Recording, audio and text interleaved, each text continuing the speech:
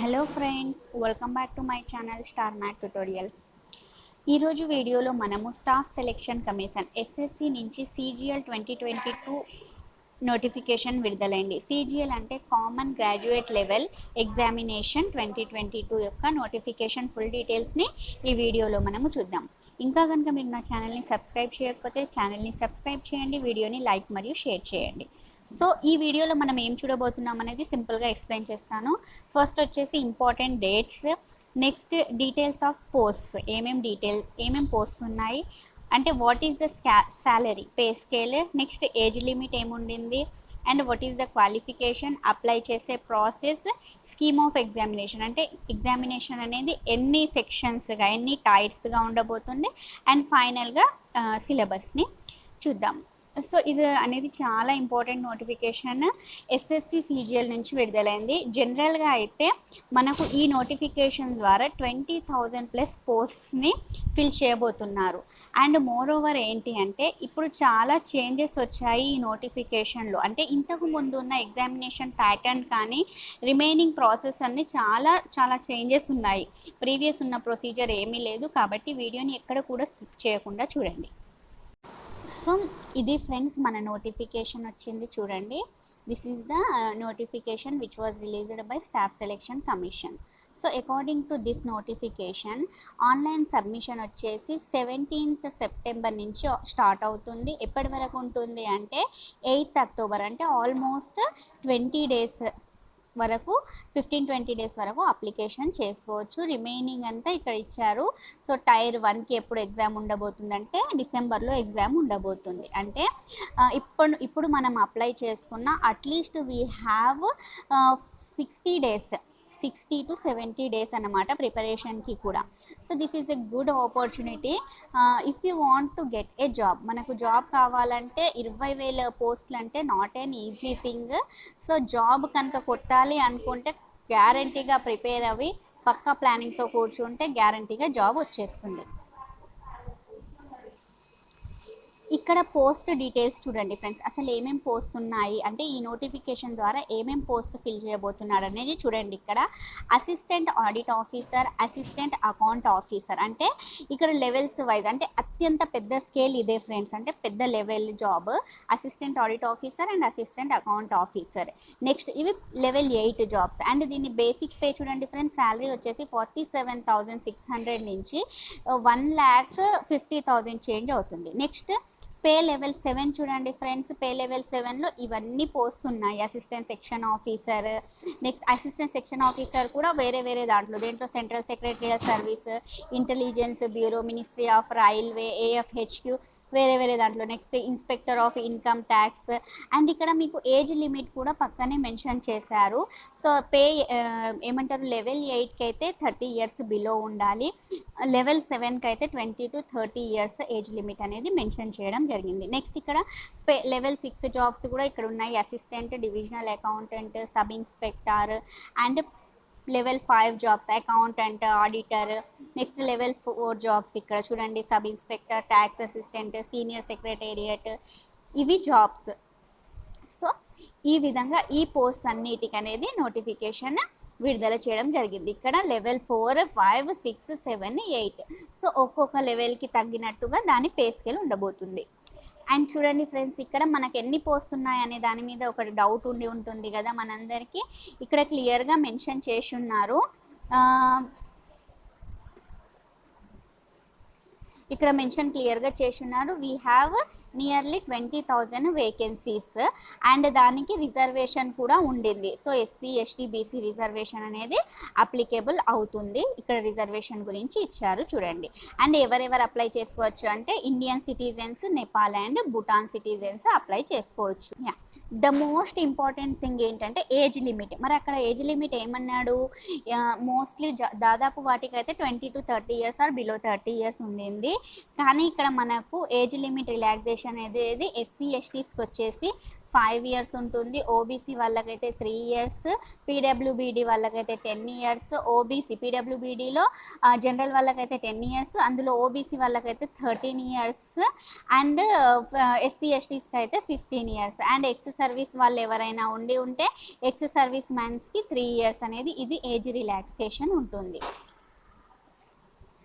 So another important thing అందరికి వచ్చే doubt ఏంటంటే what is the educational qualification. Friends ఇక్కడ ఇది చాలా చాలా ఇంపార్టెంట్ అనేది చూడండి, అబ్జర్వ్ చేయండి. చూడండి మనకు ఆడిట్ ఆఫీసర్ అనేది ఉంది కదా, దానికైతే డిగ్రీ కావాలి అండ్ సిఏ చేసి ఉండాల్సి ఉంటుంది ఫ్రెండ్స్. దేనికి ఫ్రెండ్స్, ఇక్కడ ఆడిట్ ఆఫీసర్కి అయితే సిఏ కానీ ఎంబీఏ కానీ కంపల్సరీగా ఉండాల్సి ఉంటుంది. నెక్స్ట్ వచ్చేసి స్టాటిస్టికల్స్ ఆఫీసర్కి అయితే ఏముంటుంది అంటే స్టాటిస్టిక్స్ సబ్జెక్ట్ అనేది డిగ్రీలో కన్ఫామ్గా సబ్జెక్ట్ ఉండాల్సి వస్తుంది. ఈ రెండింటికి మాత్రమే స్పెషల్ రిక్వైర్మెంట్స్ ఉన్నాయి. ఒకటి వచ్చేసి అసిస్టెంట్ ఆడిట్ ఆఫీసర్కి ఎంబీఏ లేదా చార్టెడ్ అకౌంటెంట్ లేదా కాస్ట్ అండ్ మేనేజ్మెంట్ అంటే బీకామ్ చేసిన ఎంకామ్ చేసిన వాళ్ళు ఎలిజిబుల్ అయి ఉంటారు. నెక్స్ట్ జూనియర్ స్టాటిస్టికల్ ఆఫీసర్ అంటే టర్మ్లోనే ఉండేది. స్టాటిస్టికల్ ఆఫీసర్ అంటే స్టాటిస్టిక్స్ అనేది గ్రాడ్యుయేషన్ లెవెల్లో ఒక సబ్జెక్ట్గా చదివి ఉండాలి. ఇంకా రిమైనింగ్ అన్ని పోస్ట్ గురించి ఆలోచిస్తే ఓన్లీ మనకు గ్రాడ్యుయేషన్ ఎనీ రికగ్నైజ్డ్ యూనివర్సిటీ నుంచి గ్రాడ్యుయేషన్ ఉంటే సరిపోతుంది. చూడండి ఇక్కడ ఇచ్చారు బ్యాచిలర్స్ డిగ్రీ అంటే డిగ్రీ చేసి ఉంటే సరిపోతుంది. సో ఇప్పుడు మీరు క్వాలిఫికేషన్కి దాన్ని బట్టి ఎలిజిబుల్ అయితే ఎలా అప్లై చేసుకోవాలి? అప్లై చేసుకోవడానికి ఇది ఫ్రెండ్స్, క్రోమ్లోకి వెళ్ళి మీరు ఈ సైట్ను ఓపెన్ చేయండి, ssc.nic.in. అక్కడ అప్లై చేసే ప్రాసెస్ అనేది మీకు కనిపిస్తుంది, అప్లై చేసుకోవచ్చు. ఇంకా అందరు ఆలోచించేది ఏంటి అంటే ఫీ ఎంత ఉండబోతుంది అనేది. చూడండి ఇక్కడ friends, fee payable 100 rupees, payable fee 100 rupees. చూడండి దీన్ని భీమ్ యూపీఐ ఐడి అంటే యూపీఐ అంటే ఆన్లైన్ బ్యాంకింగ్ త్రూ అప్లై చేసుకోవచ్చు మనము. అండ్ మోర్ ఓవర్ చూడండి ఇక్కడ ద వెరీ గుడ్ న్యూస్ ఏంటి అంటే ఉమెన్ క్యాండిడేట్స్కి SC ST physically backward persons అంటే డిసేబిలిటీస్ ఉన్న వాళ్ళకి ఎక్స్ సర్వీస్ వాళ్ళకి అసలు 1 రూపీ కూడా ఫీ లేదు. ఇంకా ఉమెన్ అయితే ఈజీలీ దే కెన్ అప్లై, ఎందుకు అంటే ఫీ లేదు. అండ్ రిమైనింగ్ ఇంకెవరైనా అదర్ దాన్ బీసీ క్యాస్ట్ ఎవరైనా ఉన్నా కానీ నామినల్ ఫీ కలెక్ట్ చేస్తున్నారు. They are collecting only 100 rupees fee. So fee pay చేయడానికి లాస్ట్ డేట్ అనేది కూడా ఇక్కడ మెన్షన్ చేశారు చూడండి ఫ్రెండ్స్, 9/10/2022 వరకు ఫీ కట్టేసి ఉండాల్సి ఉంటుంది.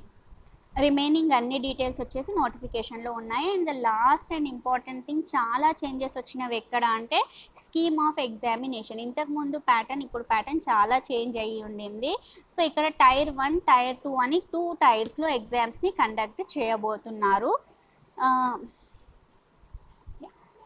మనం కొంచెం డెప్త్గా వెళ్ళి సిలబస్ని కూడా చూడాలనుకుంటే చూడండి ఫ్రెండ్స్, ఇక్కడ టైర్ 1 ఎగ్జామినేషన్ గురించి నేను మాట్లాడుతున్నాను. టైర్ 1 ఎగ్జామినేషన్ వచ్చేసి 4 పార్ట్స్ ఉంటుంది. ఒకటి వచ్చేసి జనరల్ ఇంటెలిజెన్స్ అండ్ రీజనింగ్. ఎన్ని క్వశ్చన్స్ ఇస్తారు? 25 క్వశ్చన్ ఇస్తారు. ఒక్కొక్క క్వశ్చన్కి 2 మార్క్స్ అంటే 50 మార్క్స్. సెకండ్ పార్ట్ వచ్చేసి general awareness, same 25 questions 50 marks. Quantitative aptitude 25 questions again 50 marks.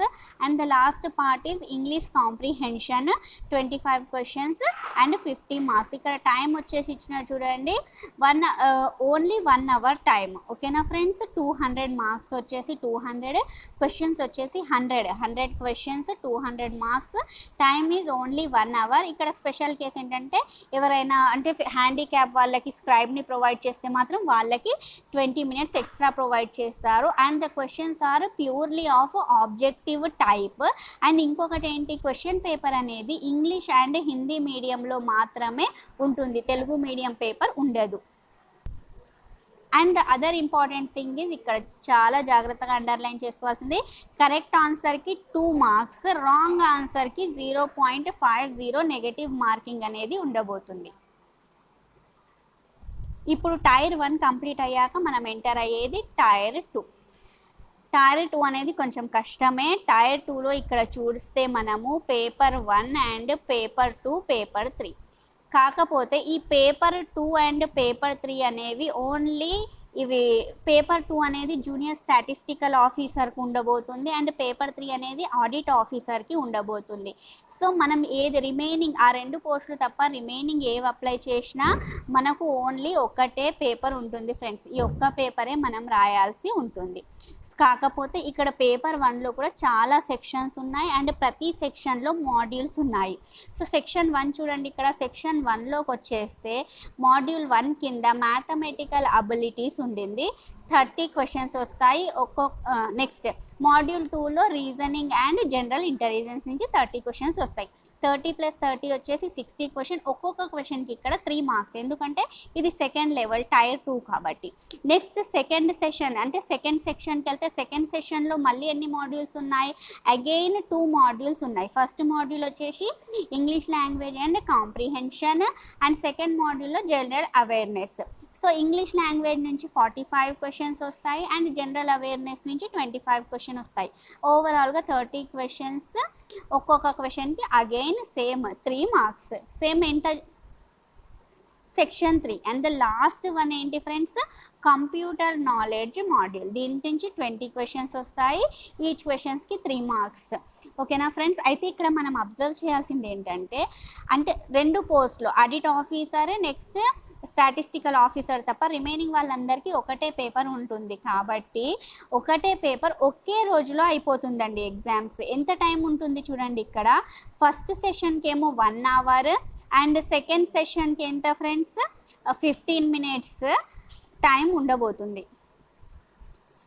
Sorry friends, ఇక్కడ చూడండి సెషన్ 1కి మొత్తానికి ఈ 3 సెక్షన్స్కి కలిపి ఇక్కడ టైం మెన్షన్ చేశారు చూడండి. ఇక్కడ 2 hours 15 minutes సెషన్ 1కి, అంటే modern English language and arithmetic and రీజనింగ్కి 2 hours 15 minutes అండ్ సెషన్ 2 ఉండింది కదా మనకు డేటా ఎంట్రీ స్పీడ్ అదే కంప్యూటర్ నాలెడ్జ్ టెస్ట్, దానికి వచ్చేసి ఒక 15 minutes ఎక్స్ట్రా. అంటే ఓవరాల్గా మనకు ఈ టైర్ 2 ఎగ్జామ్ రాయడానికి ఓన్లీ ప్రొవైడ్ చేసే టైం 2.5 hours.